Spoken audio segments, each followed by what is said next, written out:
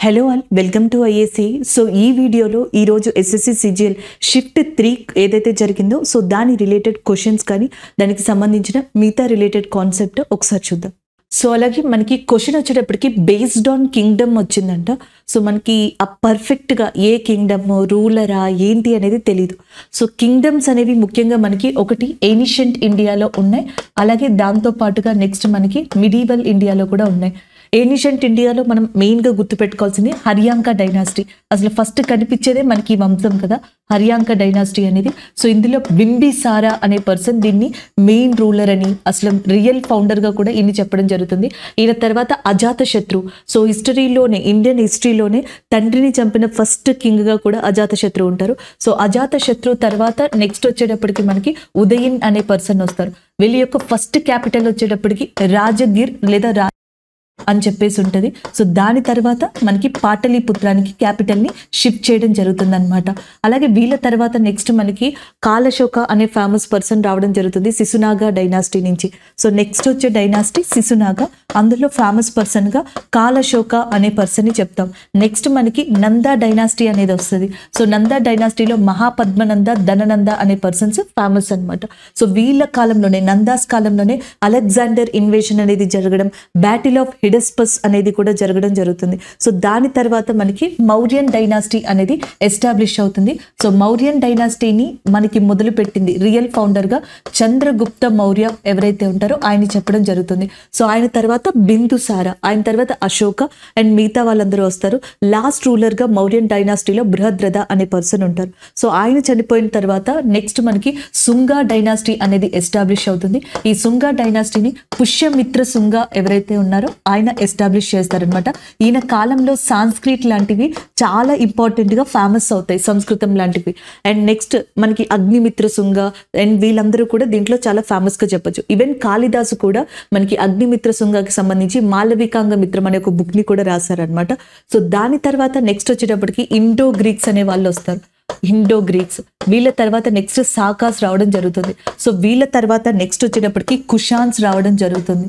ఇలా పార్థియన్స్ ఇలాంటి వాళ్ళందరూ ఉంటారు. సో దీంట్లో మీకు రుద్రదామన్ లాంటి వాళ్ళని, కనిష్క లాంటి వాళ్ళని గుర్తుపెట్టుకుంటే చాలు. కుషాన్స్లో చాలా ఫేమస్గా కనిష్క అనే ఆయన్ని చెప్తాం. సీజర్ అని, అశోక II అని ఈయన్ని పిలవడం జరుగుతుంది. సిల్క్ రోడ్ అంటాం చూసారా, సిల్క్ రోడ్ ఇండియాలో డెవలప్ అయింది కుషాన్స్ కాలంలో అనమాట. అలాగే నెక్స్ట్ మనకి కాయిన్స్ బుద్ధుడి యొక్క ఇమేజ్తో ప్రింట్ అయింది ఎవరి టైంలో అంటే కనిష్క టైంలోనే. అందుకే ఆయన అశోక II అని కూడా పిలుస్తారు. 4th బుద్ధిస్ట్ కౌన్సిల్, 4వ బుద్ధిస్ట్ కౌన్సిల్ మనకి కనిష్క టైంలోనే జరిగింది. అండ్ ఫస్ట్ బుద్ధిస్ట్ కౌన్సిల్ అజాత శత్రు టైంలో జరిగింది. సెకండ్ బుద్ధిస్ట్ కౌన్సిల్ కాలశోక టైంలో జరిగింది. అండ్ థర్డ్ బుద్ధిస్ట్ కౌన్సిల్ వచ్చేటప్పటికి అశోక టైంలో జరిగింది అనమాట. సో ఈ 4 ఇంపార్టెంట్ బుద్ధిస్ట్ కౌన్సిల్గా చెప్పడం జరుగుతుంది. సో బుద్ధిజంకి సంబంధించిన బుక్స్ని మనకి త్రిపీటకాస్ అని చెప్పేసి పిలుస్తారు.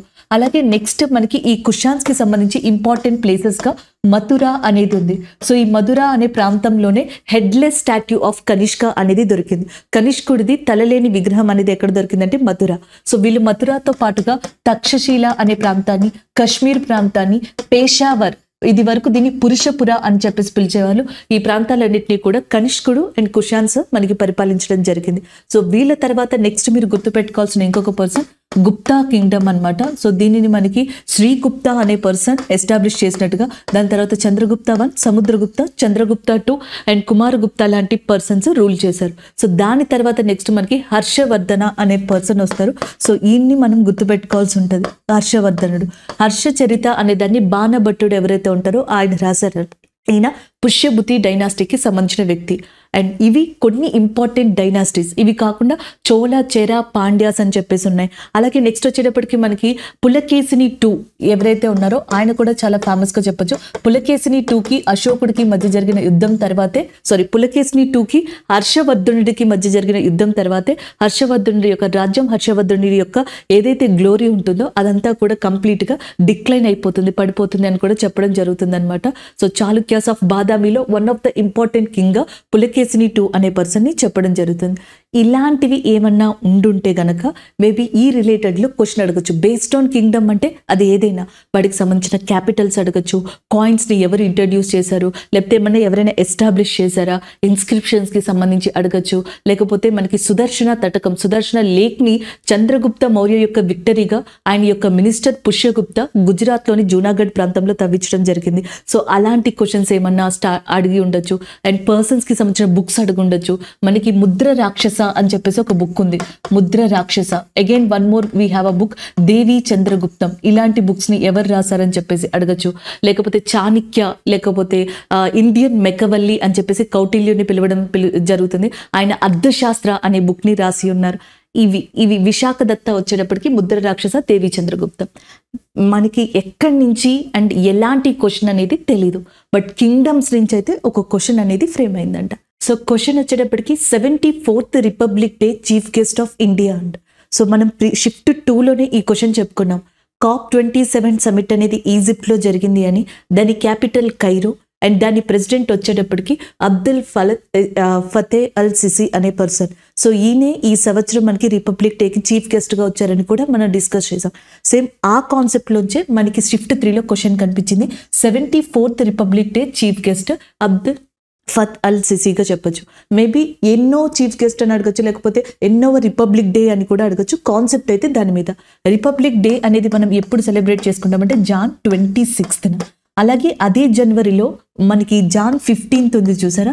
So Jan 15th, Jan 9th and Jan 23rd ఇక్కడ నుంచి కూడా క్వశ్చన్స్ అనేవి మనం జనరల్గా ఎక్స్పెక్ట్ చేయొచ్చు అనమాట. Jan 9th వచ్చేటప్పటికి NRI డే అంటాం.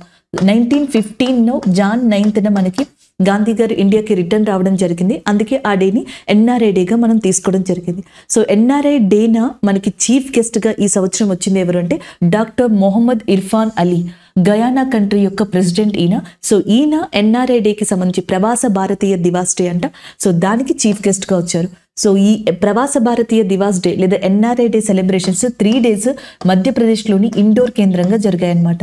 సో అలాగే నెక్స్ట్ Jan 15th ఉంది చూసారా, ఆర్మీ డే కింద సెలబ్రేట్ చేసుకుంటాం. ఈ సంవత్సరం 75th ఆర్మీ డే అనేది సెలబ్రేట్ చేసుకోవడం జరిగింది. మనకి చీఫ్ ఆఫ్ ఆర్మీకి సంబంధించిన పర్సన్గా మనోజ్ పాండే అనే పర్సన్ ఉన్నారు. మనోజ్ పాండే మనకి చీఫ్ ఆఫ్ ఆర్మీగా ఉన్నారు. ఆయన యొక్క నేతృత్వంలోనే 75th army day celebrations Jan 15th జరిగాయి. అండ్ ఇది ఎందుకు సెలబ్రేట్ చేస్తారంటే 1949లో అప్పట్లో మనకి చీఫ్ ఆఫ్ ఆర్మీ అయిన జనరల్ ఫ్రాన్సిస్ రాయ్ బ్యూచర్ అనే పర్సన్, సో ఆయన యొక్క పదవిని కరియప్ప, ఇండియన్ ఆరిజిన్ మన భారత సంతతికి సంబంధించిన వ్యక్తులు భారతీయుడైన కరియప్పకి ఇవ్వడం జరిగింది. కరియప్ప జనరల్ అయ్యారు, చీఫ్ ఆఫ్ ఆర్మీ అయ్యారనమాట. Same 1949 Jan 15th. అందుకని Jan 15th ఆర్మీ డే కింద సెలబ్రేట్ చేసుకుంటాం. అలాగే నెక్స్ట్ Jan 23rd వచ్చేటప్పటికి పరాక్రమ దివాస్ డే కింద తీసుకున్నాం. పరాక్రమ దివాస్ డే. సో ఇది మనకి నేతాజీ సుభాష్ చంద్రబోస్ గారికి సంబంధించిన ఇంపార్టెంట్ ఈవెంట్. ఆయన యొక్క బర్త్ డేని ఈ రోజున సెలబ్రేట్ చేయడం జరుగుతుంది. 2023లో 126th birth anniversary of Netaji Subhash Chandra Bose గారికి సంబంధించి సెలబ్రేట్ చేయడం జరిగింది. అలాగే ఆయన యొక్క డే ఏదైతే ఉందో పరాక్రమ దివాస్, అదే రోజున మనకి 21 ఐలాండ్స్ ఉన్నాయి అండమాన్ అండ్ నికోబార్లో పేరు లేకుండా. సో వీటికి అన్మాన్డ్ ఐలాండ్స్ ఏవైతే ఉన్నాయో ఆ వాటికన్నిటికీ కూడా మనకి నేమింగ్ అనేది ఇవ్వడం జరిగిందనమాట. అది కూడా ఇండియన్ ఆర్మీకి అండ్ ఇండియన్ వాళ్ళకి ఏదైతే మనకి డిఫెన్స్కి సంబంధించిన అవార్డ్స్ ఉన్నాయో పరమవీర చక్ర ఇలాంటి వాటివి, సో ఆ అవార్డ్స్ పొందిన వ్యక్తుల యొక్క పేర్లని అండమాన్ అండ్ నికోబార్లోని 21 ఐలాండ్స్కి పేర్లు పెట్టడం జరిగింది. అలాగే 2018లో మనకి నీల్ ద్వీపం అని చెప్పేసి ఉందన్నమాట. దానికి నేతాజీ సుభాష్ చంద్రబోస్ ఐలాండ్ కింద నేమ్ ని చేంజ్ చేశారు. తర్వాత రాస్ ఐలాండ్ అనే దానికి నేతాజీ సుభాష్ చంద్రబోస్ ఐలాండ్ కింద నేమ్ ని చేంజ్ చేయడం జరిగింది. నీల్కి వచ్చేటప్పటికి స్వరాజ్ ఐలాండ్ కింద, అలాగే నెక్స్ట్ హ్యావ్లోకి వచ్చేటప్పటికి షాహీ ద్వీప్ కింద ఇలా నేమ్స్ ని చేంజ్ చేయడం జరిగింది. సో ఇది ఓవరాల్ గా దీనికి సంబంధించిన ఇంపార్టెంట్ ఈవెంట్స్. అలాగే Jan 24th ఉంది చూసారా, ఇది వచ్చేటప్పటికి నేషనల్ గర్ల్ చైల్డ్ డే, భారత జాతీయ బాలికల దినోత్సవంగా చెప్తాం. ఇదే Jan 24th యునైటెడ్ నేషన్ మనకి ఏం చేసింది అంటే international day of women education కింద మార్చింది. ఈ సంవత్సరం international day of women education ని మనకి యునైటెడ్ నేషన్ ఎవరికి డెడికేట్ చేసింది అంటే ఆఫ్ఘాన్ విమెన్ కి, ఆఫ్ఘాన్ బాలికలకి డెడికేట్ చేయడం జరిగింది. ఆఫ్ఘాన్ క్యాపిటల్ వచ్చేటప్పటికి కాబూల్ గా ఉంది. లాస్ట్ ఇయర్ ఆఫ్ఘాన్ లో అర్త్క్వేక్ అనేది రావడం జరిగింది. అలాగే ఆఫ్ఘాన్ కి సంబంధించిన మెయిన్ గా ఇంపార్టెంట్ ఇంపార్టెంట్ ఇన్ఫర్మేషన్ ఏంటంటే రీసెంట్గా ఓపియం ఉంటుంది చూసారా నల్ల మందు, సో దాన్ని ఆఫ్ఘన్ గవర్నమెంట్ అనేది బ్యాన్ చేసింది. అలాగే వీట్ ఏదైతే ఉంటుందో గోధుమ, సో దాన్ని ఇండియా ఆఫ్ఘన్కి ఎక్స్పోర్ట్ చేయడం స్టార్ట్ చేసింది అనమాట, ఒక ఫ్రెండ్షిప్ నేచర్తో బైలేటరల్ రిలేషన్ని పెంచుకోవడం కోసమని. ఈ వీట్ అనేది ఏ క్రాప్ అని చెప్పేసి అడిగారు అనుకోండి, సో దీన్ని రబీ క్రాప్గా చెప్తారు లేదా వింటర్ క్రాప్గా చెప్పడం జరుగుతుంది. సో దీన్ని పండించడానికి 75 to 100 సెంటీమీటర్స్ రెయిన్ఫాల్ ఉంటే సరిపోతుంది అనమాట. సో ఇలాంటి క్వశ్చన్స్ ఏమన్నా అడగచ్చు. రబీ క్రాప్ ఏది, ఖరీఫ్ క్రాప్ ఏది, క్యాపిటల్స్ ఏవి, లేకపోతే ఈవెంట్స్ ఏవి, ఇంపార్టెంట్ డేట్స్ ఏవి. నెక్స్ట్ వన్ చూద్దాం. సో నెక్స్ట్ క్వశ్చన్ మనకి అగైన్ మనం చెప్పుకున్నట్టుగానే కరెంట్ అఫైర్స్ స్పోర్ట్స్ నుంచి అడిగారు. సో మేబీ అది మనకి స్టాండర్డ్ జీకే ఓరియంటెడా, హిస్టరీ అంటే స్పోర్ట్స్ హిస్టరీ రిలేటెడా అనేది తెలియదు. Javelin throw and Neeraj Chopra కాంబినేషన్లో క్వశ్చన్ పడిందంట. సో మనకి రీసెంట్గా దోహా డైమండ్ లీగ్ని గెలుచుకున్న ఫస్ట్ జావెలిన్ త్రో ప్లేయర్ ఇండియన్కి సంబంధించి నీరజ్ చోప్రా గారిగా చెప్పొచ్చు. దాని రిలేటెడ్ ఏదైనా క్వశ్చన్ అడిగి ఉండొచ్చు. లేదా ఆయనకి చాలా అవార్డ్స్ వచ్చాయి. 2022లో పద్మ విశిష్ట సేవా మెడల్, అదే 2022లో పద్మశ్రీ మెడల్, గతంలో విశిష్ట సేవా medal, Arjuna award in 2018, Dhyan Chand Khel Ratna award in 2021. So ఇవన్నీ కూడా ఆయనకి రీసెంట్గా వచ్చిన అవార్డ్స్ అనమాట. మేబీ అవార్డ్స్ గురించి అడిగారా, లేదా డైమండ్ లీగ్ గురించి అడిగారా, ఒలింపిక్లో ఆయన గెలుచుకున్న గోల్డ్ మెడల్ ఏదైతే ఉందో సో దాని గురించి అడిగారా. టోక్యో ఒలింపిక్స్లో గోల్డ్ మెడల్ గెలుచుకున్నారు మనకి జావెలిన్ త్రో విభాగంలో Neeraj Chopra, the first Indian అని కూడా చెప్పొచ్చు అనమాట. అంతేకాకుండా మహారాష్ట్రలోని పూణేలో మనకి ఆర్మీ స్పోర్ట్స్ ఇన్స్టిట్యూట్ అని చెప్పేసి ఉంది. సో దానిని నీరజ్ చోప్రా స్పోర్ట్స్ ఇన్స్టిట్యూట్ కింద నేమ్ని చేంజ్ చేశారు.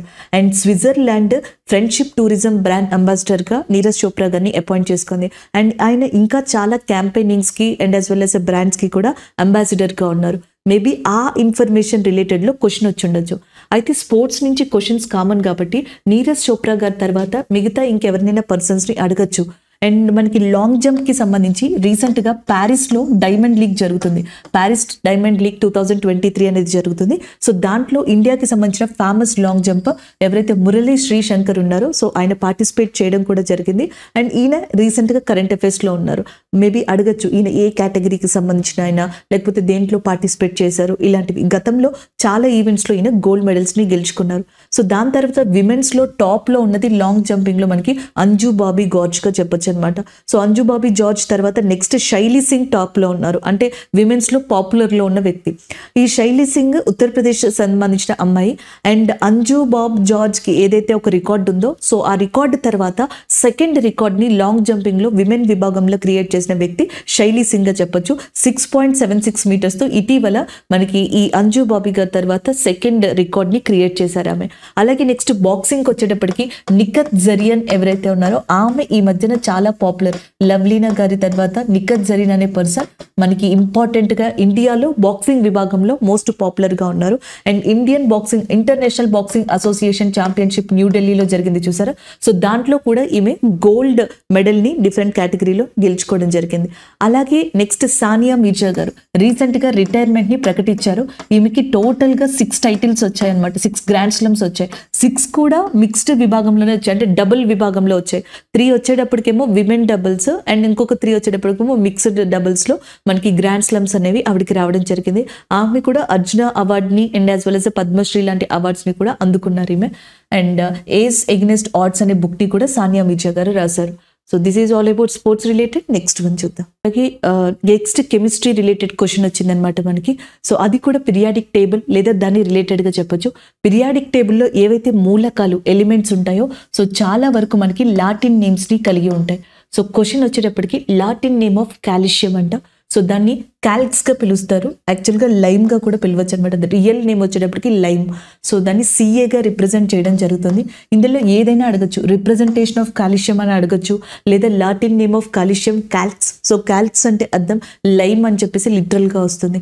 సో ఈ కాన్సెప్ట్ మీద ఈ టైప్ ఆఫ్ క్వశ్చన్ అనేది ఫ్రేమ్ అయిందంట. అలాగే మనకి పీరియాడిక్ టేబుల్లో చాలా ఎలిమెంట్స్కి లాటిన్ నేమ్స్ ఉన్నాయి. ఫర్ ఎగ్జాంపుల్ సోడియంని మనం ఎలా రిప్రజెంట్ చేస్తాం, NA ద్వారా రిప్రజెంట్ చేయడం జరుగుతుంది, ఎందుకంటే దాన్ని నాట్రియంగా పిలవడం జరుగుతుంది లాటిన్లో. పొటాషియం ఉందనుకోండి దాన్ని K తో రిప్రజెంట్ చేస్తాం, ఎందుకంటే క్యాలియంగా దాన్ని మనకి మెయిన్గా పిలుస్తారు. సిల్వర్ ఉందనుకోండి అర్జెంటమ్గా పిలుస్తారు, సో అందుకని AGగా రిప్రజెంట్ చేస్తారు.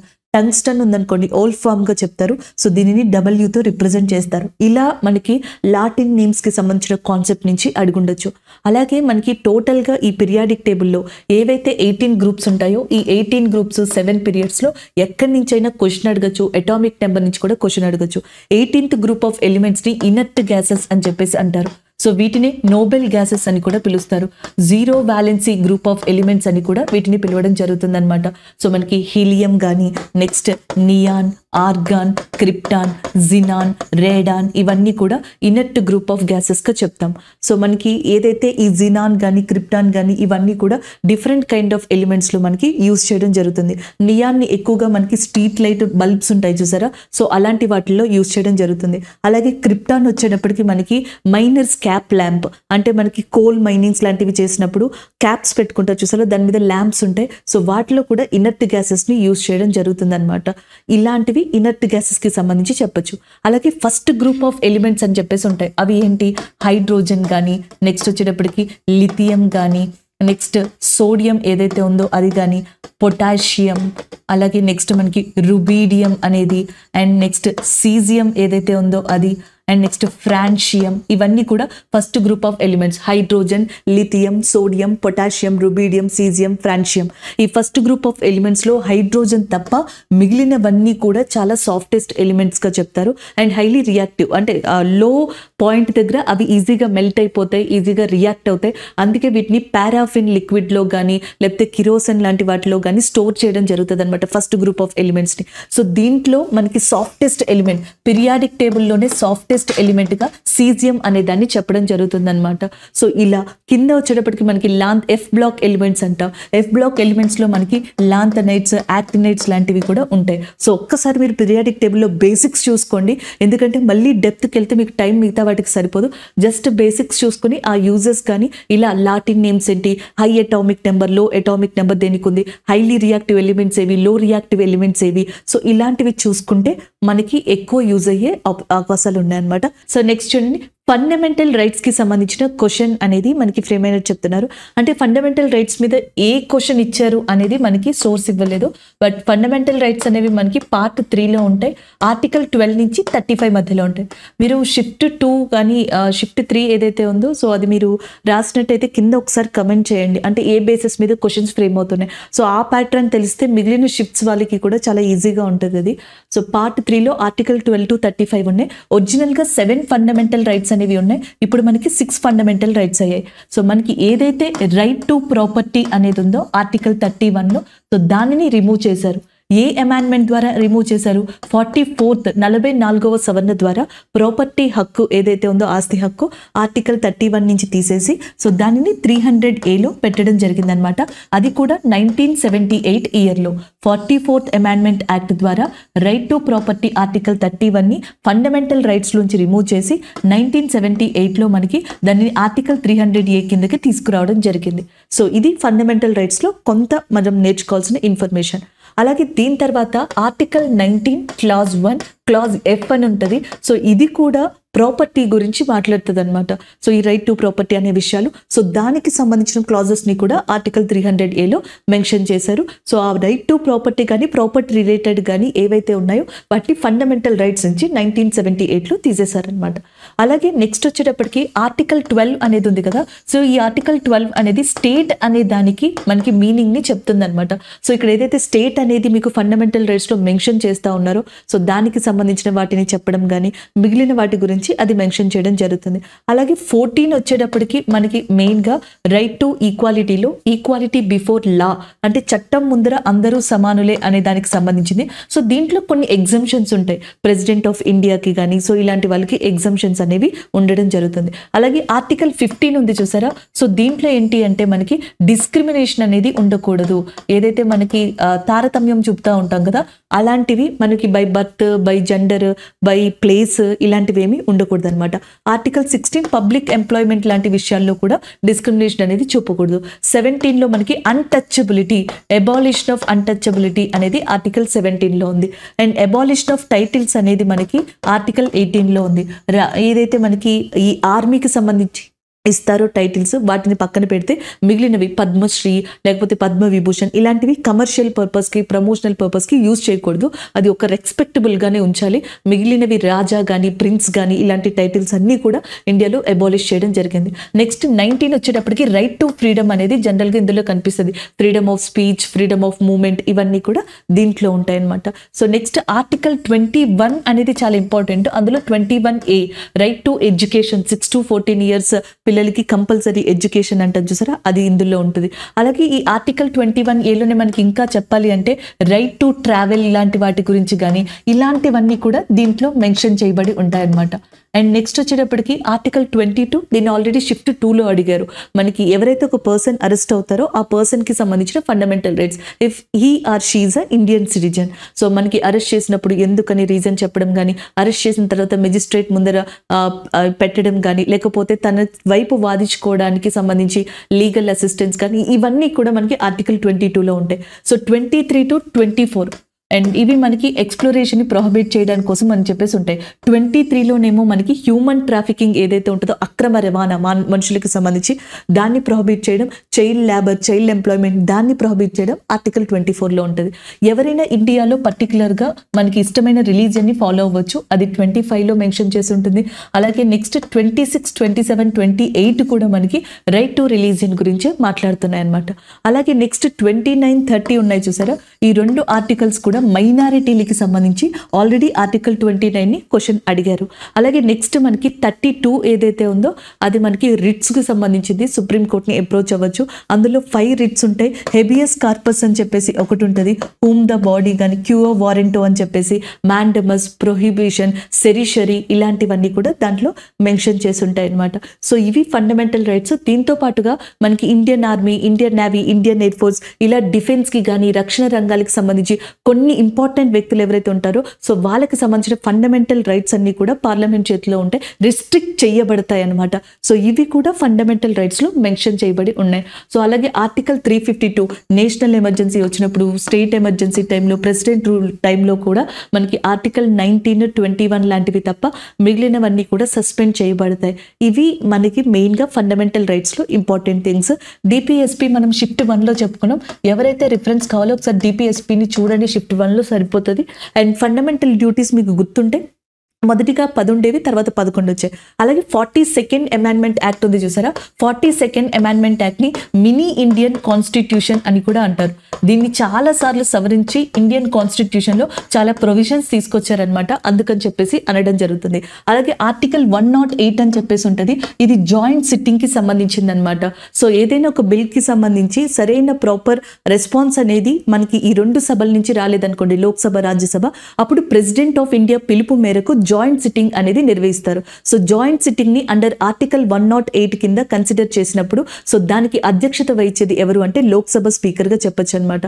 అలాగే ఈ జాయింట్ సిట్టింగ్ ఇండియాలో ఇప్పటికే మనకి 3 times జరిగింది. ఒకసారి వచ్చేటప్పటికి బ్యాంకింగ్ రిఫార్మ్స్ కి సంబంధించి ఒకసారి, అలాగే పోటా బిల్ అనేది ప్రివెన్షన్ ఆఫ్ టెర్రరిజం యాక్ట్ కి సంబంధించి ఒకసారి, డౌరీ ప్రొహిబిషన్ ఏదైతే ఉంటుందో సో దానికోసం ఒకసారి, ఈ 3 సార్లు కూడా జాయింట్ సిట్టింగ్ అనేది మనకి మెయిన్ గా జరిగింది అనమాట. సో ఇలాంటి ఆర్టికల్స్ కి సంబంధించి క్వశ్చన్స్ అడగచ్చు. అండ్ ఇవి ఓవరాల్ గా చూసుకుంటూ ఉండండి. సో క్వశ్చన్ అనేది మనకి ముద్ర రిలేటెడ్ అడిగారంట. సో కొన్ని సోర్సెస్ ఏమో ముద్ర యొక్క ఏదైతే మనకి ఎబ్రివేషన్ ఉంటుందో అది అని చెప్తున్నారు. కొన్ని సోర్సెస్ వచ్చేటప్పటికి ముద్ర రిలేటెడ్. సో మనకి Mudra related economy, current affair and దీని పరంగా కూడా చూసుకోవచ్చు. ముద్ర ఇన్ఫర్మేషన్ అంటే మనకి అబ్రివేషన్ అడిగితే మాత్రం micro units development and refinance agency limited, micro units development and refinance agency లిమిటెడ్గా ముద్ర అని చెప్పొచ్చు అనమాట. ఎప్పుడు ఎస్టాబ్లిష్ అయిందని అడిగితే మాత్రం April 8, 2015 అది మనకి ఎస్టాబ్లిష్ అయింది, దాన్ని తీసుకొచ్చారు. అలాగే నెక్స్ట్ ఇది ఎందుకు తీసుకొచ్చారంటే ముఖ్యంగా విమెన్స్ కానీ యూత్ కానీ ఎవరైతే ఉంటారో ఎలిజిబుల్, సో అలాంటి వాళ్ళకి అప్ టు 10 lakhs దాకా 10 లక్షల దాకా రుణాన్ని కల్పించేందుకు అని. సో దీంట్లో 3 types ఆఫ్ లోన్స్ ఉంటాయి, తరుణ్, కిషోర్, శిశు. సో శిశు కేటగిరీ కింద ఎవరైతే ఉంటారో వాళ్ళకి 50,000 వరకు లోన్ వస్తుంది. కిషోర్ అయితే 50,000 to 5 lakhs వరకు, అదే తరుణ్ అయితే 5 lakhs to 10 lakhs అనమాట. ఇలాంటి రీతిలోనే ఇంకొక క్వశ్చన్ని కూడా చూడొచ్చు మనం. ఎంఎస్ఎంఈ నుంచి కూడా క్వశ్చన్స్ అడగచ్చు అనమాట. ఎంఎస్ఎంఈ ఎబ్రివేషన్ ఏంటి అని అడుగుతారు. మైక్రో స్మాల్ మీడియం ఎంటర్ప్రైజెస్గా ఎంఎస్ఎంఈ అనేది ఉంది. సో ఎంఎస్ఎంఈ మినిస్టర్ ఎవరు అని అడిగారు అనుకోండి, Narayan Rane the present MSME మినిస్టర్గా ఉన్నారు. ఎంఎస్ఎంఈ డే వచ్చేటప్పటికి June 27th రికగ్నైజ్ చేయబడింది. ఎంఎస్ఎంఈ యొక్క మినిస్టర్గా మనకి ఎంఎస్ఎంఈ యొక్క పోర్టల్ ప్రస్తుతం మనకి ఉద్యమి అని చెప్పి ఒక పోర్టల్ అనేది ఉంది. So MSME portal ఉద్యమి and day వచ్చేటప్పటికి June 27, మినిస్టర్ వచ్చేటప్పటికి నారాయణ్ రాణే. అలాగే ఆర్బీఐ గవర్నర్ అడిగారు అనుకోండి, శక్తికాంత్ దాస్ ప్రజెంట్ మనకి ఆర్బీఐ యొక్క గవర్నర్గా ఉన్నారు. అలాగే నెక్స్ట్ ఫినాన్స్ మినిస్టర్గా నిర్మలా సీతారామన్ ఉన్నారు.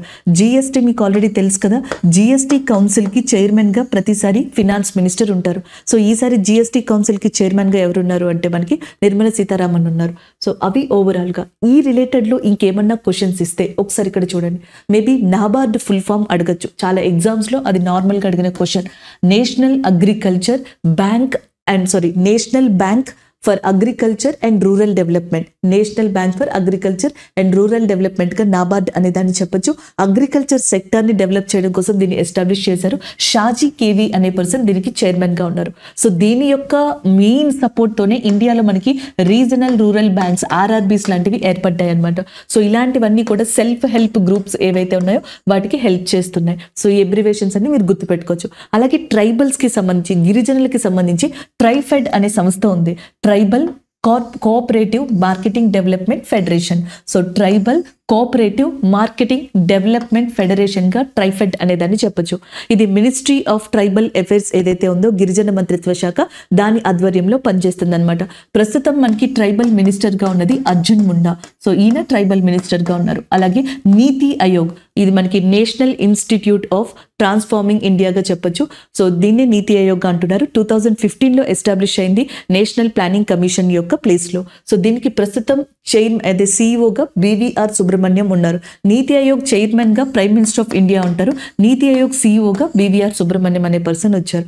అలాగే SEBI, security exchange board of ఇండియాగా చెప్తాం. సో దీనికి చైర్మన్గా మాదాబి పూరిబుచ్ అనే పర్సన్ ఉన్నారు. అలాగే నెక్స్ట్ వచ్చేటప్పటికి మనకి pensions fund regularity development authority, maybe దీనికి సంబంధించి ఏదైనా ఎబ్రివేషన్ అడుగుతారేమో అని నేను మెన్షన్ చేశాను. అలాగే SIDBI, small scale industrial development banks of ఇండియాగా దీన్ని చెప్పొచ్చు అనమాట.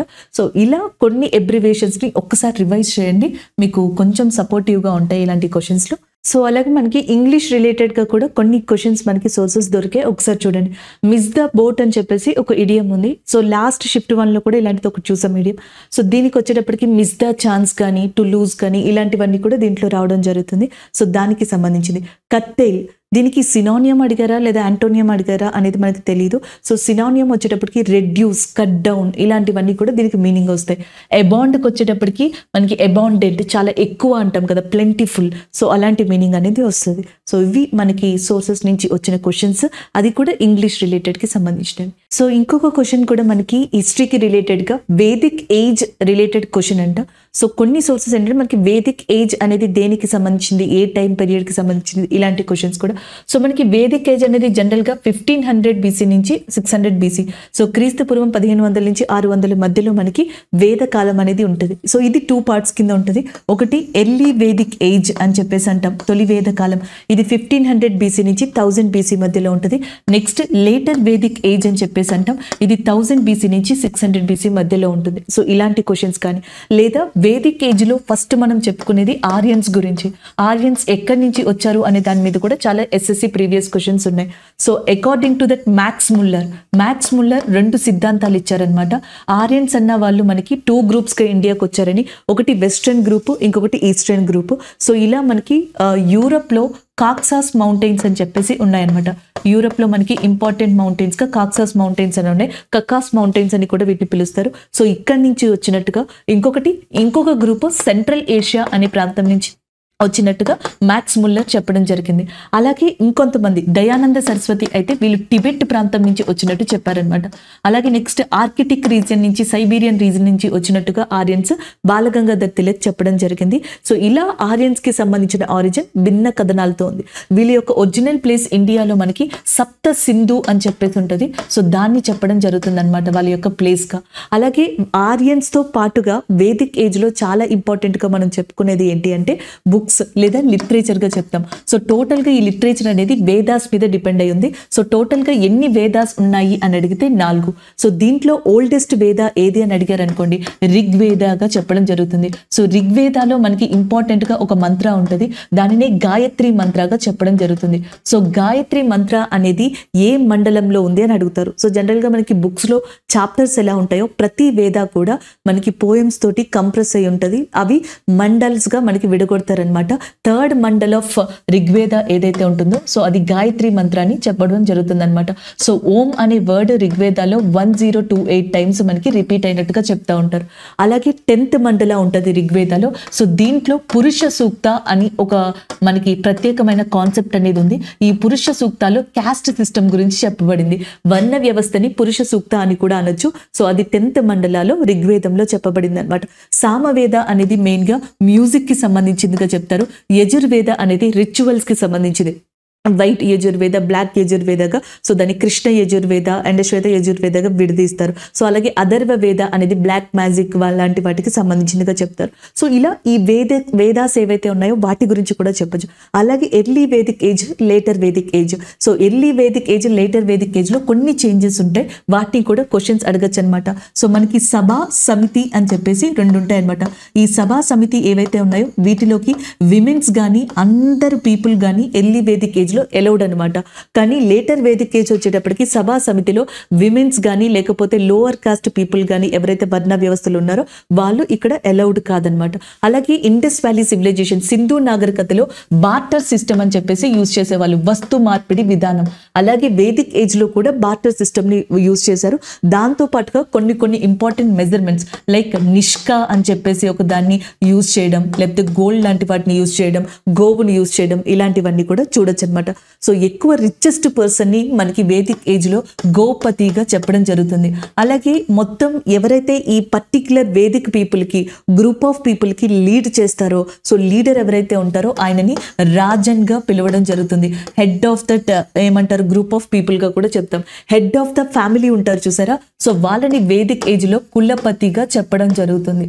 ఇలా కొన్ని నేమ్స్ కూడా వేదిక్ ఏజ్ లో అడిగుండొచ్చు, ఎందుకంటే వేదిక్ ఏజ్ రిలేటెడ్ క్వశ్చన్ అంట. సో అది ఏజెస్ కి సంబంధించింది అయి ఉండొచ్చు, పదాలకి సంబంధించింది అయి ఉండొచ్చు, లేదా మనకి వేదిక్ ఏజ్ లో ఇంకా డిఫరెంట్ క్వశ్చన్స్ ఉన్నాయి. ఒక్కసారి మీకు క్విక్ రివిజన్ కోసమని నేను రాశాను, చూడొచ్చు. మనుస్మృతి ఉంది చూసారా, ఇది దేని గురించి డిస్కస్ చేస్తుంది అని అడగచ్చు. లాకి సంబంధించి డిస్కస్ చేస్తుంది. వేద అంటే లిటరల్లీ మీనింగ్ ఏంటి అని అడగచ్చు. వేద అంటే లిటరల్లీ మీనింగ్ వచ్చేటప్పటికి నాలెడ్జ్ గా ఉంటుంది అనమాట. ఉపనిషత్స్ వచ్చేటప్పటికి టోటల్ గా మనకి ఎన్ని ఉన్నాయంటే 108 ఉన్నాయి. ఇండియా యొక్క ట్యాగ్ లైన్ సత్యమేవ జయతే అనేది మాండకోపనిషత్తు నుంచి తీసుకున్నారనమాట. ఈవెన్ అతిథి దేవో భవ అంటాం చూసారా, అలాంటివి కూడా ఈ ఉపనిషత్స్ నుంచి తీసుకున్నారు. యజుర్వేద అనేది ఏం ఇండికేట్ చేస్తుంది అని అడుగుతారు. రిచువల్స్ ఏవైతే ఉన్నాయో సో వాటిని యజుర్వేద ఇండికేట్ చేయడం జరుగుతుంది. మనకి సప్త సింధు దగ్గర ఈ వేదిక్ ఏజ్ కానీ ఆర్యన్స్ కానీ ఎస్టాబ్లిష్ అవ్వడం జరిగింది. కానీ సౌత్ ఇండియాలో కొంతవరకు ఆర్యన్స్ ని ఇంట్రడ్యూస్ చేసిన వ్యక్తి ఎవరు అంటే, ఆ సేజ్ ఋషి ఎవరు అంటే అగస్త్యుడిగా చెప్తాం, అగస్త్య మహాముని. అలాగే నెక్స్ట్ వచ్చేటప్పటికి కొన్నిసార్లు మీకు డిఫరెంట్ కల్చర్స్ అడుగుతారు. ప్రభాస్ కల్చర్ అని, జోరేవా కల్చర్ అని, ఇలాంటివి. సో జోరేవా కల్చర్ అనేది మనకి ఎక్కువగా ఎక్కడ చూడొచ్చు అంటే మహారాష్ట్ర ఏరియాలో. వేదిక్ ఏజ్ లో, ఎర్లీ వేదిక్ ఏజ్ లో విమెన్ కి కూడా ఈక్వల్ ఆపర్చునిటీస్, ప్రయారిటీస్ ఇలాంటివి ఇవ్వబడ్డాయి. సో మనకి టాప్ మోస్ట్ ఎడ్యుకేటెడ్ విమెన్స్ కూడా వేదిక్ ఏజ్ లో కనిపిస్తారనమాట. సో వాళ్ళల్లో గార్గి, మైత్రేయ, కపిల, భారతి, కాత్యాయని వీళ్ళందరూ కూడా ఉన్నారు. సో వీళ్ళ నుంచి డిఫరెంట్ క్వశ్చన్ ఏంటంటే, the most educated women in Vedic age mostly belongs to which place అని అడుగుతారు. వాళ్ళు ఎక్కువగా ఎక్కువగా మిథిలా ప్రాంతానికి సంబంధించిన వాళ్ళుగా పురాణాలు చెప్తున్నాయి అండ్ వేదిక్ ఏజ్కి సంబంధించిన ఇన్ఫర్మేషన్ చెప్తుంది. అలాగే నెక్స్ట్ వచ్చేటప్పటికి కపిల అనే సేజ్ ఎవరైతే ఉన్నారో సంఖ్యా స్కూల్ని ఎస్టాబ్లిష్ చేశారు. నేను ఇక్కడ కొన్ని ఎస్ఎస్సిలో ప్రీవియస్ ఇయర్స్ క్వశ్చన్స్ ఉంటాయి కదా, సో వాటిని బేస్గా తీసుకుని నేను ఇక్కడ మీకు దీన్ని ఇవ్వడం జరిగింది ఎక్స్ప్లెనేషన్ని. బట్ క్వశ్చన్ మాత్రం వేదిక్ ఏజ్ రిలేటెడ్ వచ్చిందంట. సో క్వశ్చన్ వచ్చేటప్పటికి మనకి మళ్ళీ నేషనల్ వాటర్ వే రిలేటెడ్గా వచ్చినట్టుగా చెప్తున్నారు. ఎస్పెషల్లీ ఇంకా సోర్స్ ఏముందంటే మన దగ్గర ఇండియాకి బంగ్లాదేశ్కి సంబంధించిన నేషనల్ వాటర్ వే గురించి అడిగారంట. సో మనకి ఇండియాలో నేషనల్ హైవేస్ ఎలా ఉంటాయో అండ్ నేషనల్ వాటర్ వేస్ జలమార్గాలు కూడా అలాగే ఉంటాయి. ఇండియాలో లాంగెస్ట్ నేషనల్ వాటర్ వే వచ్చేటప్పటికి NW1గా అంటాం. సో దీనిని భాగీరథి గంగా నది మీద కన్స్ట్రక్ట్ చేశారనమాట. సో మనకి ఉత్తరప్రదేశ్లో అలహాబాద్ అని చెప్పేసింది చూసారా, ఇప్పుడు దీన్ని ప్రయాగ్రాజ్ కింద నేమ్ చేంజ్ చేశారు. ఈ అలహాబాద్ నుంచి వెస్ట్ బెంగాల్లో హల్దియా అని చెప్పేసింది. సో ఇక్కడ వరకు గంగా రివర్ మీద ఇండియా యొక్క నేషనల్ వాటర్ వే 1 లేదా లాంగెస్ట్ నేషనల్ వాటర్ వేని కనెక్ట్ చేశారనమాట. సో మనకి జనరల్గా కనుక మీరు ఇలా తీసుకున్నట్టయితే సో నేషనల్ వాటర్ వే 1 అనేది మనకి గంగా నది మీద అలహాబాద్ టు హల్దియా లేదా ఉత్తరప్రదేశ్ టు దట్ వెస్ట్ బెంగాల్గా కనిపిస్తుంది. సో దాని తర్వాత ఇక్కడికి వచ్చేటప్పటికి మీకు బంగ్లాదేశ్ అనేది లొకేట్ అయి ఉంటుంది. సో దాని తర్వాత ఇటు మనకి అస్సాం, మేఘాలయ్ ఇవన్నీ లొకేట్ అయి ఉంటాయి. సో అయితే మనకి అస్సాం ఉంది చూసారా, సో అస్సాం దగ్గర దుబ్రి అనే ఒక ప్లేస్ ఉందన్నమాట. అలాగే సదియా అని చెప్పేసి ఇంకొక ప్లేస్ ఉంది. ఈ 2 ప్లేసెస్లో బ్రహ్మపుత్ర నది ఫ్లో అవుతుంది అనమాట. సో ఇక్కడ మనకి NW2 అనేది లొకేట్ అయి ఉంది. సో సదియా టు దుబ్రి ఏదైతే NW2 ఉందో ఇది బంగ్లాదేశ్ వరకు కనెక్ట్ అయి ఉంది. అంటే ఇండియాకి బంగ్లాదేశ్కి మధ్యలో ఉన్న నేషనల్ వాటర్ వే ఏది అంటే NW2గా చెప్పొచ్చు. ఇది అస్సాంలో ఉందన్నమాట. ఏ నది మీద అంటే బ్రహ్మపుత్ర నది మీద కన్స్ట్రక్ట్ చేశారు. సదియా టు దుబ్రిగా చెప్పొచ్చు అనమాట. అలాగే నెక్స్ట్ వచ్చేటప్పటికి NW3 the shortest national water way in ఇండియాగా NW3 అనే దాన్ని చెప్పొచ్చు. సో ఇది చాంపకరన్ కెనాల్ అని చెప్పేసి ఉంది. సో ఈ చాంపకరన్ కెనాల్ మీద కన్స్ట్రక్ట్ చేశారు. ఇది వచ్చేటప్పటికి కేరళలో కొట్టాపురం అని చెప్పేసి ఉంటుంది. సో కొట్టాపురం టు కొల్లాం అనే ప్రాంతంలో మనకి దీన్ని కన్స్ట్రక్ట్ చేయడం జరిగిందనమాట. సో అలాంటివి అడగచ్చు. NW4 కృష్ణా గోదావరి నదుల మీద కన్స్ట్రక్ట్ చేశారు. ఇది మనకి ఆంధ్రప్రదేశ్లో కాకినాడ లాంటి ప్రాంతాల దగ్గర కనిపిస్తుంది. NW5 వచ్చేటప్పటికి ఒడిస్సాలో కన్స్ట్రక్ట్ చేయడం జరిగింది. సో ఇలా నేషనల్ వాటర్ వేస్ని జనరల్గా చెప్పుకోవచ్చు అనమాట. అలాగే నెక్స్ట్ నేషనల్ హైవేస్ వచ్చేటప్పటికి longest national highway in India NH44. దీన్ని మనకి కాశ్మీర్ టు కన్యాకుమారి వరకు కన్స్ట్రక్ట్ చేశారు. ఇది వరకు NH7 ఉండేది, వారణాసి టు కన్యాకుమారి, దాన్ని NH44 కింద చేంజ్ చేశారు. అలాగే నేషనల్ షార్టెస్ట్ హైవే అనేది ఇది వరకు కేరళలో ఉండేది, కొచ్చిన్ టు విల్లింగ్టన్ అని చెప్పేసి. సో ఇప్పుడు మారిపోయింది, 2 రాష్ట్రాల్లో ఉందన్నమాట. ఆ 2 రాష్ట్రాల్లో కూడా హైవే లెంత్ 5 కిలోమీటర్స్ ఉంది. ఒకటి మహారాష్ట్రలో అండ్ రెండోది జార్ఖండ్లో స్మాలెస్ట్ నేషనల్ హైవేస్ ఉన్నాయి. ఒకసారి నెంబర్స్ అనేవి చూసుకోండి. అండ్ నెక్స్ట్ ఇంకా ఏమని అడగచ్చు ఈ నేషనల్ హైవేస్కి సంబంధించి, గోల్డెన్ క్వాడ్రిలేటరల్ రోడ్ ఇన్ ఇండియాగా దేన్ని పిలుస్తారని అడగచ్చు. సో మనకి NW2, NW3, NW4, NW5. So వీటిని national golden quadrilateral road of ఇండియాగా పిలుస్తారు. ఎందుకంటే NW2 అనేది మనకి ఢిల్లీ టు కోల్కతా ఉంటుంది. NW3 Agra to Mumbai, Mumbai to Chennai 4, Chennai to Kolkata 4. వీటిని golden quadrilateral road in India కింద చెప్పడం జరుగుతుంది. అయితే వీటి నేమ్స్ని ఈ మధ్యన చేంజ్ చేశారు. NH5 ఏదైతే ఉందో NH16 కింద మార్చారు. మిగతావి కూడా చేంజ్ చేయడం జరిగింది. జీకే పరంగా చూసుకుంటే ఒకవేళ ఆప్షన్స్లో ఇలా ఇస్తే ఆన్సర్ పెట్టచ్చు, చేంజ్ చేసి నేషనల్ హైవేస్ని ఇచ్చినా కూడా పెట్టచ్చు అనమాట. సో ఇది అలాగే గ్రాండ్ ట్రంక్ రోడ్ ఆఫ్ ఇండియాగా పిలువబడుతుంది. గ్రాండ్ ట్రంక్ రోడ్ లేదా GT రోడ్ అని చెప్పేసి అంటాం. దీన్ని మొదటిగా మనకి కట్టింది ఎవరు అంటే షేర్ షా సూర్గా చెప్పడం జరుగుతుంది. ఈయన Peshawar to Calcutta, Pakistan to India వరకు 3000 మైల్స్కి పైగా దీన్ని కన్స్ట్రక్ట్ చేయడం జరిగిందనమాట. ఇండియాకి ఇండిపెండెన్స్ వచ్చిన తర్వాత పేషావర్ని కట్ చేసి మనం Amritsar to Delhi, Delhi to Kolkata, Amritsar to Delhi మనకి NH1 and Delhi to Kolkata NH2. So grand trunk road అంటే నేషనల్ హైవే 1, నేషనల్ హైవే 2ని కలిపి గ్రాండ్ ట్రంక్ రోడ్ ఆఫ్ ఇండియాగా చెప్పడం జరుగుతుంది. అలాగే మినిస్ట్రీ ఆఫ్ రోడ్స్ ట్రాన్స్పోర్టేషన్ అని చెప్పేసి ఉంటుంది, రోడ్లు మరియు రవాణా శాఖ. దానికి సంబంధించిన మినిస్టర్గా ప్రస్తుతం మనకి నితిన్ గడ్కరీ ఉన్నారు. అలాగే రైల్వే మినిస్టర్గా అశ్విని వైష్ణవ్ అనే పర్సన్ ఉన్నారనమాట. సో ఇలా national highways, water ways, even మనకి జ్యోతిరాదిత్య సింధియా ఏదైతే సివిల్ ఏవియేషన్ మినిస్టర్గా ఉన్నారు, ఎయిర్ వేస్కి సంబంధించి కూడా క్వశ్చన్ క్వశ్చన్స్ అడగచ్చు, ఒకసారి గుర్తుపెట్టుకోండి. అండ్ అలాగే ఇండియాలో మనకి హైయెస్ట్ టైడల్ పోర్ట్గా కాండ్లా పోర్ట్ అనే దాన్ని చెప్తాం. ఈ కాండ్లా పోర్ట్ని దీన్ దయాల్ పోర్ట్ కింద నేమ్ని చేంజ్ చేశారు. మహారాష్ట్రలో most busiest port of India ఉంది ముంబై పోర్ట్. సో దీన్ని భారం తగ్గించడానికి జవహర్లాల్ నెహ్రూ పోర్ట్ అనే దాన్ని కూడా కన్స్ట్రక్ట్ చేశారు. వాంద్వా పోర్ట్ అనేది మహారాష్ట్రలో వచ్చిన ఇండియా న్యూ మేజర్ పోర్ట్గా కూడా చెప్పడం జరుగుతుంది. సో అలాగే ఈస్టర్న్ కోస్టల్ ఏరియాలో మనకి డీపెస్ట్ పోర్ట్గా విశాఖపట్నం పోర్ట్ అనేదాన్ని చెప్తారు. ఇండియాలో ఎక్కువ రాకెట్ లాంచింగ్ సెంటర్స్ కానీ రాకెట్ లాంచింగ్ థింగ్స్ కానీ పారాదీప్ పోర్ట్కి దగ్గరలో జరుగుతాయి. అలాగే Paradip port in Odisha is also called as a super cyclone port in ఇండియాగా చెప్పడం జరుగుతుంది. ఇలాంటి ఏ క్వశ్చన్స్ అయినా ఇవ్వచ్చు. బంగ్లాదేశ్ క్యాపిటల్ వచ్చేటప్పటికి ఢాకా, అలాగే బంగ్లాదేశ్ యొక్క ప్రైమ్ మినిస్టర్ షేక్ హసీనా, బంగ్లాదేశ్ యొక్క న్యూ ప్రెసిడెంట్ మనకి మొహమ్మద్ షహబుద్దీన్ అనే పర్సన్ న్యూ ప్రెసిడెంట్గా బంగ్లాదేశ్కి ఎంపికయ్యారు. So this is all about this question. Next మనం చూద్దాం. So next question Ambubachi Mela లేదా ఫెస్టివల్ రిలేటెడ్. సో ఇది కూడా మనం అనుకున్నాం ఫోక్ ఫెస్టివల్కి రిలేటెడ్గా ఇవ్వచ్చని. అయితే ఇందాక షిఫ్ట్స్లో మనం అనుకున్నామే అస్సాంలో కామాఖ్య టెంపుల్ అనేది గుర్తుపెట్టుకోండి అని. సో అస్సాంలోని కామాఖ్య టెంపుల్లోనే ఈ అంబుబాచి మేళా అనేది జరుగుతుంది అనమాట ఎవ్రీ ఇయర్ కూడా. సో దానికి సంబంధించింది మీకు కుంభమేళా గుర్తుంటుందా? సో కుంభమేళా అనేది భారతదేశంలో మనకి ఒకటి ఈ ఉత్తరప్రదేశ్లో వారణాసి అనే ప్రాంతం ఉంది చూసారా. సో వారణాసిలో ఒకటి, అలాగే నెక్స్ట్ ప్రయాగ్రాజ్ అనే ప్రాంతంలో ఒకటి, నెక్స్ట్ మధ్యప్రదేశ్లోకి వచ్చేటప్పటికి క్షిప్రా రివర్కి సంబంధించి ఉజ్జయిని అనే ప్రాంతంలో జరుగుతుంది. మహారాష్ట్రలోనేమో మనకి ఈ నాసిక్లో గోదావరి రివర్కి సంబంధించి నాసిక్లో Godavari river, Kshipra river in Ujjain Madhya Pradesh, ఉత్తరప్రదేశ్లో గంగకి సంబంధించి వారణాసి, అలహాబాద్ లేదా దీన్ని ప్రయాగ్రాజ్ అని కూడా పిలవచ్చు. ఈ 4 ప్లేసెస్లో కుంభమేళా అనేది జరుగుతుందన్నమాట. సో ఇలాంటి క్వశ్చన్స్ కానీ లేకపోతే రీసెంట్గా ఉబా హౌలీ అనే ఫెస్టివల్ నేపాల్లో జరిగింది. నేపాల్లో కొన్ని కమ్యూనిటీస్ దీన్ని నిర్వహించాయన్నమాట. అలాగే నెక్స్ట్ హోలా మొహల్లా అనే ఫెస్టివల్ సిక్ ఫెస్టివల్గా దీన్ని చెప్పడం జరుగుతుంది. అలాగే నెక్స్ట్ తడీన్ గట్ అనే ఫెస్టివల్ మయన్మార్కి సంబంధించిందనమాట. అలాగే మయన్మార్లో ఇంపార్టెంట్ మౌంటైన్స్ వచ్చేటప్పటికి ఆర్కన్ యోమా పర్వతాలు అంటాం. వీటి వల్లే నార్త్ ఈస్ట్ మాన్సూన్స్ అనేవి ఈశాన్య పవనాలు ఇండియాలోకి రావడం జరుగుతుంది. తవే ఫెస్టివల్ అనేది 2023లో బీహార్లో కండక్ట్ చేశారంట. యావో షాంగ్ ఫెస్టివల్ అనేది మణిపూర్లో జరిగింది. అండ్ మణిపూర్లో ఇంపార్టెంట్ ట్రైబ్స్గా కూకీ ట్రైబ్స్ని గుర్తుపెట్టుకోండి. ఇక్కడ ఇంపార్టెంట్ లేక్ లోక్తక్ లేక్ అనమాట. కీబుల్ ల్యాంజోవా అనే ఒక ఫ్లోటింగ్ నేషనల్ పార్క్ కూడా ఉంది. అండ్ నెక్స్ట్ మామాని ఫెస్టివల్, ఇది ఒక ఎథనిక్ ఫెస్టివల్ అంట. సో దానిని లడాఖ్లో కండక్ట్ చేశారు. అండ్ ఈ టిబెటన్ ఏరియాకి ఆనుకుని ఉన్న ఇండియన్ స్టేట్స్ మోస్ట్లీ లడాక్ కావచ్చు మిగతా ప్రాంతాల్లో లోసార్ ఫెస్టివల్ అనే దాన్ని కూడా సెలబ్రేట్ చేస్తారు. మెయిన్గా లడాఖ్కి దీన్ని చాలా ప్రామినెంట్గా చెప్పడం జరుగుతుందన్నమాట లోసార్ ఫెస్టివల్ అనేది. సో కొన్ని ఒక్కసారి రివైజ్ చేయండి ఫెస్టివల్స్ని కూడా.